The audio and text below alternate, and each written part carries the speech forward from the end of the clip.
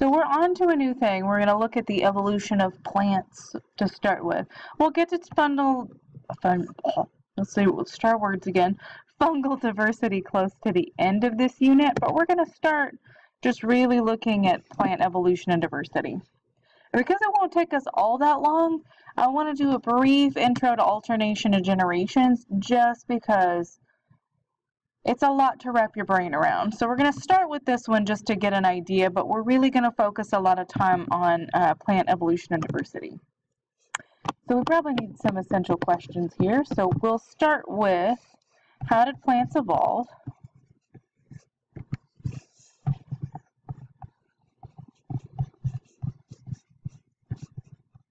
Right, and how are they classified? Because we'll also do a little classification on this one. All right, so how did plants evolve and how are they classified? That's our main thing here. So more than 500 million years ago, the algal ancestors of plants may have carpeted moist fringes of lakes and coastal marshes. So the idea, remember, algae are those kind of protists. So we had some kind of protisty ancestors. Okay, so plants and green algae are charophytes. Okay, and they're thought to have evolved from a common ancestor. They have complex multicellular bodies and are photosynthetic eukaryotes. So those archaeplastidae that we talked about, or archaeplastids, those are kind of getting us related to plants. Some species accumulated adaptations that enable them to live permanently above the waterline, and those are the things that we're going to explore. All right, so there's some protists, some algae for you, a little bit more algae, but we're looking more at the cell walls and the lining there that we'll get to talk about. So life on land offered many opportunities for plant adaptation that took advantage of unlimited sunlight, lots of CO2, and initially very few pathogens or herbivores just because those things weren't on land yet. So you have to imagine, like, all the trees are gone, all the grasses are gone, everything. So once we have all those things gone, think about a plant that might come in. It would have sunlight because there wouldn't be any trees that would block it. You know, there'd be plenty of CO2 because it wouldn't be used by other plants. And if there are no plants, then there are no herbivores to eat them. So it's a good time. Okay. However, life on land has its disadvantages. So those are kind of advantages, but there are some disadvantages. So they have to maintain moisture inside of their cells and to keep from drying out. It's a big deal. You can't have a plant dry out. They have to support their bodies with non-buoyant mediums. So they have to be kind of rigid enough to be able to sort of stand up enough. They have to reproduce and disperse offspring without water, so we've still got all kinds of ways that we're going to get around. They anchor their bodies to the soil, and they obtain resources from the soil and air. So they've got a lot to work with. They got some things that they're up against. So unlike plants, algae generally have no rigid tissues. They're supported by the surrounding water. If you've ever seen kind of like even algae in a pool, there's no rigid tissues there. They're totally surrounded by water. They can get CO2 and minerals directly from the water. They receive light and perform photosynthesis over their whole body. And there's flagellated sperm that swim, so they can easily be dispersed by water. So algae, again, are those multicellular, hold on, let's try to write it out first, but those multicellular protists that we talk about in archaeplastids. So they're a protist. They're not rigid enough to be plants, but they're leading into it. And so we have to look at certain adaptations as we move along. That's really what's going to happen. So here we have that kind of algae, and we're going to make kind of our way upland. We'll look at moss, we'll look at ferns, and then we're going to make our way up to kind of some trees. So that's going to be kind of the direction, left to right, that we're looking at as far as how plants have evolved over time. So land plants maintain moisture in their cells using a few things. We've got a waxy cuticle and cells that regulate their opening and closing with stomata. So basically we can have a waxy cuticle on the outside, a covering, and then we need kind of some open pieces that can allow for gas exchange. Okay. Land plants obtain water and minerals from the roots and the soil. Hopefully that's not new to you. Don't overcomplicate it. Some of these things are things that you know, like plants will get water and minerals from the soil. They get CO2 from the air. They take in sunlight through their leaves, so that way they can, right, our chloroplasts, so we can do photosynthesis, right? Photosynth for short. All the things you know. We've got some growth-producing regions of cell division. So there are going to be places where we undergo some mitosis for cell division and growth, and they're called apical meristems. So apical is kind of the apex or the top. So they're found near the tips or the apex of the stems and the roots. Okay. I'll show you what that looks like here in a few minutes. Actually, I can give you a doodle. If you want like a plant here, if we have sort of this being the soil line, the apical meristem would be the top and the very bottom. Okay. So, well, again, there'll be a better diagram, but just to kind of show you in reference to where we're at. In many land plants, water and minerals move up the tissues from the roots to the stems and leaves using vascular tissue. So we'll show how that plays into evolution, but they have vascular tissue. We have kind of a cardiovascular system, so vascular is just meaning we have vessels. So we have some vessel tissue that's going to help get water and minerals up to the stems. One of them is xylem, and it consists of dead cells and conveys water and minerals. So for the most part, we're going to see the xylem go up. It's bringing water up the plant. Phloem consists of living cells, and it conveys sugars.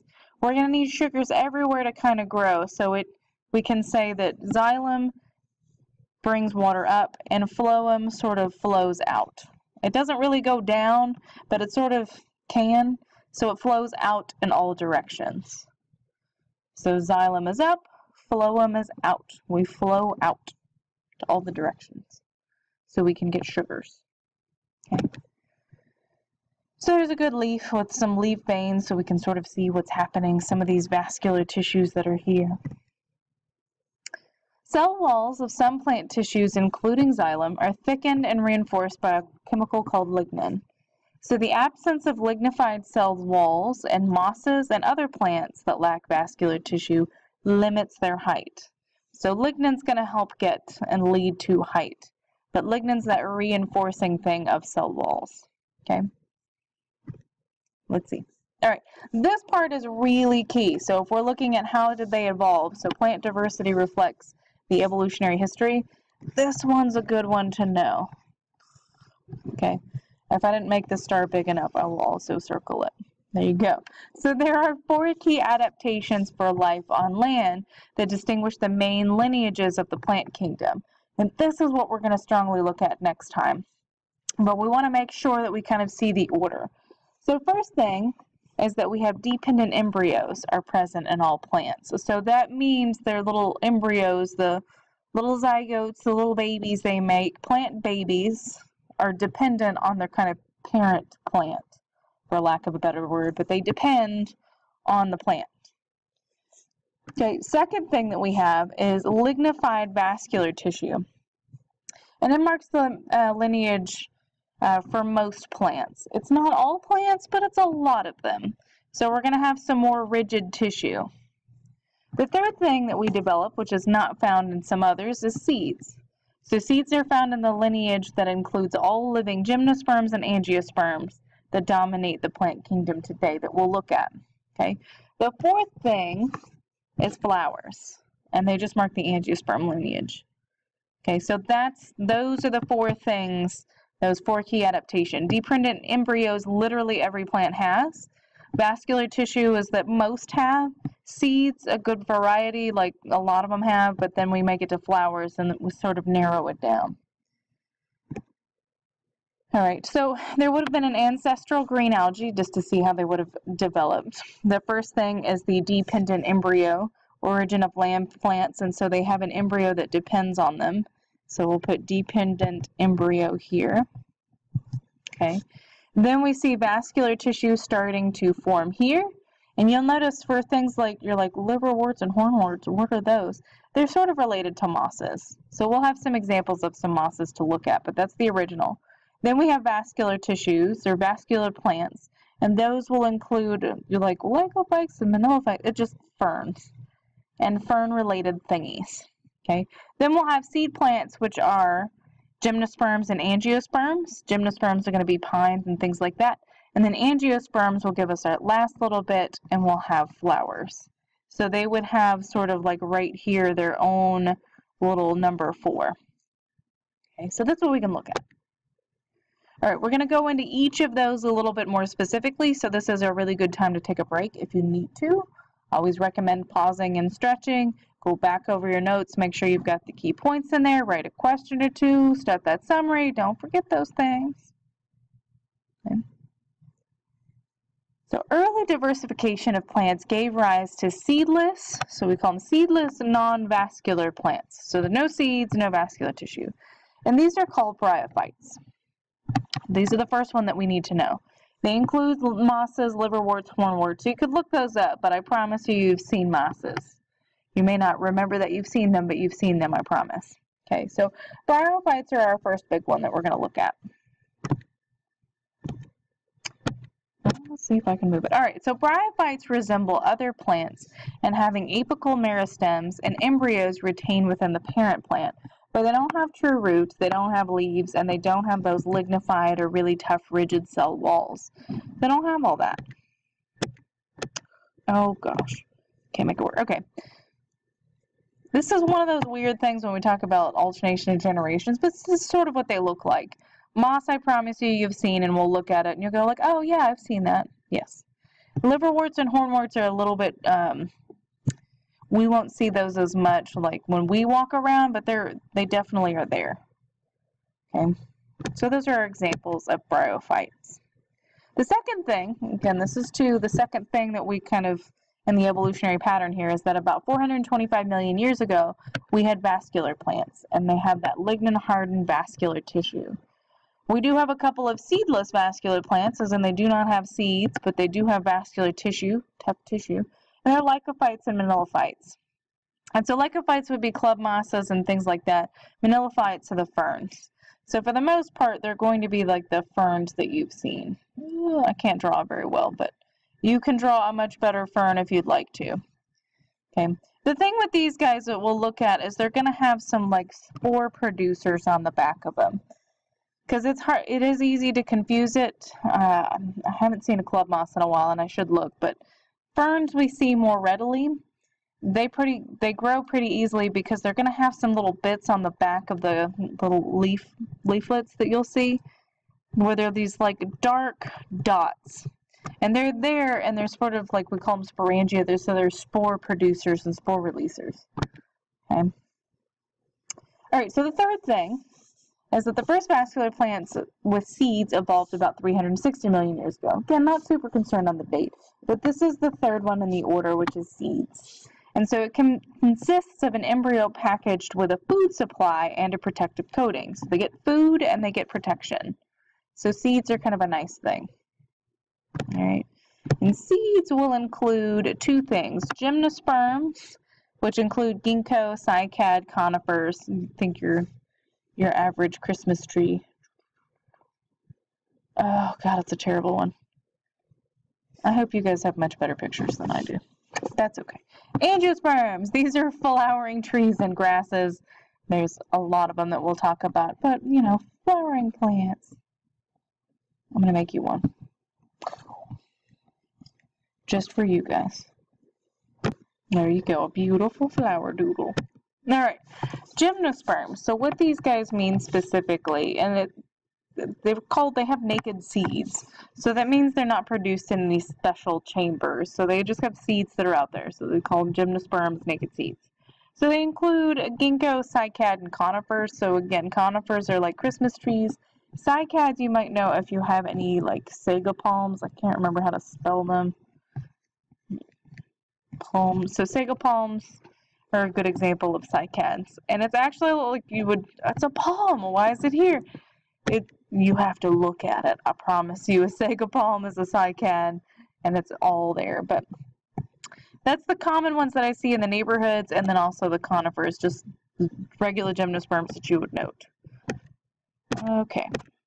All right, angiosperms were really the last to evolve in about the last 140 million years, and these are all flowering plants, and they include trees that do flower. You haven't seen them. Tulip poplar is probably my favorite as far as trees go with that one. And grasses. So grasses do flower. It's hard to see, but they do indeed. And these guys are probably the most diverse and make up most of the plant kingdom. But, you know, they're the most recent. Jacaranda tree, green foxtail grass, again, all those things. Still part of the flowering plants. Okay. So that kind of wraps up the last part that we need to know for this particular section. But because it's so short and because alternation of generations is really, really tough, I'm going to start kind of introducing it to you so you can start looking through those points. That way we can kind of go through it again with the next lecture, but actually kind of apply it to those 4 categories we talked about. So alternation of generations is kind of tough. Also, you could take a break if you wanted to and make a section in your notes and let you know that this is the next sort of section. We won't cover this part necessarily in the next class period, but the more times you see it, the better, because it's wicked confusing. At least for me. If you get it the first time, high five to you, buddy, because it took me several years to get this one. All right, so plants have what's called an alternation of generations. And it's where there's a haploid and diploid stages that are in distinct multicellular bodies. So basically there's like a haploid plant that switches with a diploid plant. Remember, haploid is 1 N, so 1 complete set of chromosomes, and diploid is 2 N, or 2 complete sets of chromosomes. You see where we're starting here? There's a lot of like old vocabulary just being thrown at us in the beginning. Okay. So the haploid generation of the plant produces gametes. This is, by the way, these are key ones to look at. So haploid, and it produces gametes, and so it's called a gametophyte. So the suffix phyte means plant. Okay. So when we say a gametophyte, we're saying it's the gamete plant. So it's the plant that produces the gametes. Okay, and again, that's the haploid or the 1 N. We'll have a diploid generation that produces spores, and it's called, what else would it be called than the sporophyte? Then the plant that produces spores. The spore plant and the gamete plant. The spore plant is 2 N, the gamete plant is 1 N. Okay, so that's what we'll look at the cycle together, but we need to make sure that we get the very fundamental definitions at this point. Okay, so in a plant's life cycle, these 2 generations alternate in producing each other. Okay, so one generation will have 1 N. It will produce a 2 N. Then the 2 N generation, because this is a whole new plant, will then produce a 1 N generation. And then that will produce in the next one a 2 N. So what happens is, like, let's say this is, the haploid is like us. We are here. It says your grandma was haploid, and your grandma made your mom, which is diploid, and then you came out haploid, and then one day when you have children, they will be diploid. That's what we mean as alternation of generations. So each sort of generation of plants is going to switch between the haploid and the diploid. Okay, so they alternate. In mosses, the gametophyte or the gamete plant is larger and more obvious. In absolutely everything else, so ferns, gymnosperms, angiosperms, everything else, the life cycle is dominated by the sporophyte. So only in mosses are we going to really see the gametophyte, but in the ferns, we'll see, technically you see both, but the one that you see more often is the gametophyte.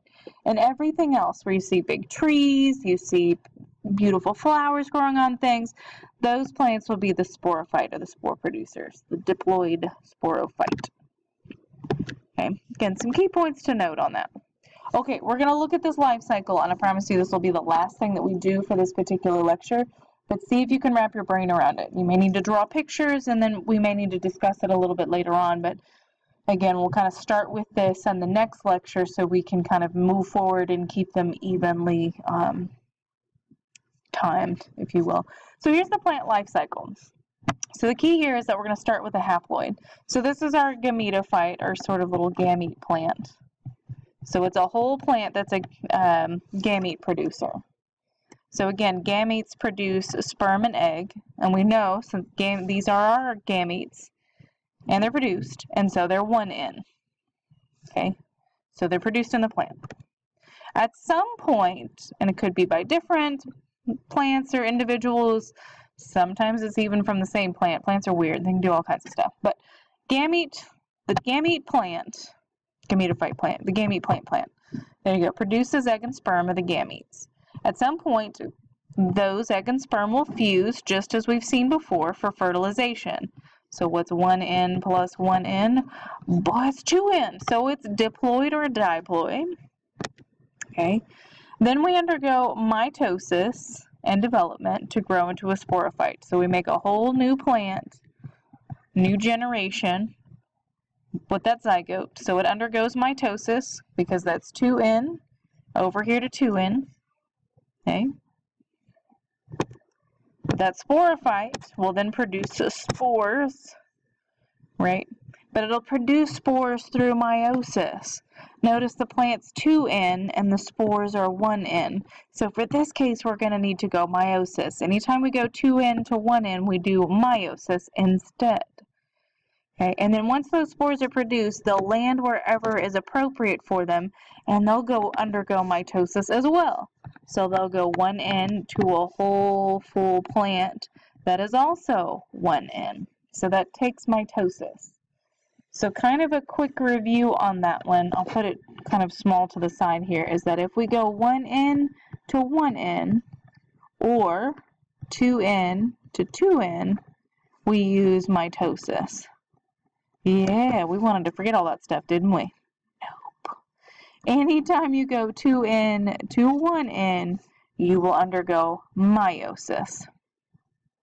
Okay, so those are kind of bits on that one. So each generation switches between the gametophyte and the sporophyte. Gametophytes produce gametes, which will then fertilize together. Okay, when they fertilize, they make a zygote. We go mitosis to create the whole sporophyte plant. The sporophyte undergoes meiosis to produce haploid spores. The spores land to undergo mitosis again in order to create an entire gamete plant. Okay, and this is the generic. This is the easy version. Apparently I hit the pause button on myself, so somewhere in there I jumped a little bit. My bad, but a whole point. So I was just talking to myself until I realized it wasn't recording. If I reiterate, that's fine. But the point is that I knew this one would be a sort of a shorter lecture, and I didn't want to save you another longer lecture for you to have to do in 2 days.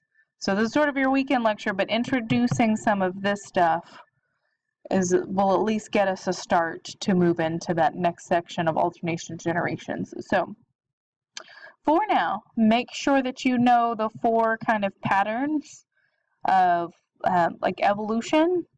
So we have dependent seeds, or dependent embryos, my bad, lignified tissues, vascular tissue, we'll have seeds, then we have flowers. Know those things because we're going to revisit those quite a bit in a sort of mini project. Okay, and then take a look and try to wrap your brain around this section here, which is our kind of alternation of generations, and then we'll pick it back up here in the next lecture to try to revisit it and understand it. So if you have any questions at all, because this one is a little bit of a tough one at the end, shoot me an email and let's try to get it figured out. Okay? I'm going to officially stop myself at this point.